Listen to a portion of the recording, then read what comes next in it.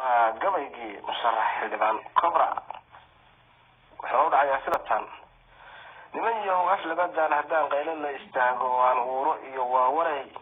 uunka maqashiyo kulay aadmo waa gaaraya erayaba oo hiise waxaan leedaamaya waa daras guure ummadii xanuunsanay xaqay ku istareexaana abogaaga iyo dhaqanka way ka aamin qaataan ismacay kalaamkaygu waa la duulaane haddii oo heer baarlamaan ilifka loo leexshay ugaantay oo dawladnimo waa khabarsaay waxa uu loo qoranayaa ibaha guuleed ee qof waliba asaagiisigu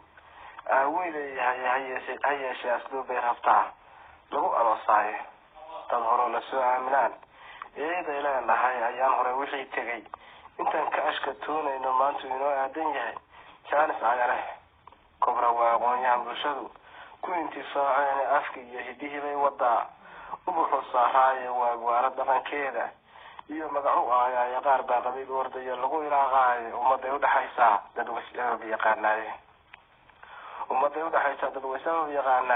inta isla waa ruuxu laha asxaab badane alla idiliye tagada qof kale kulama eerteen oo ansixiyo oo soodka yaan meel la aadin halka waxa istaahila qofan idaga dhaafeen wixii aan agnaan dooran iyo doqonti noo ayday waa ta ilaha xoolo orodkii waagii irbada dulmay galin tunta lagu ekaaday hadda sidii aaran lama aramtaayaan ixtiraam waxa mudan Cobra foodka ku adeeca waa khadar guure iyo gabayga olaha xildhibaan Cobra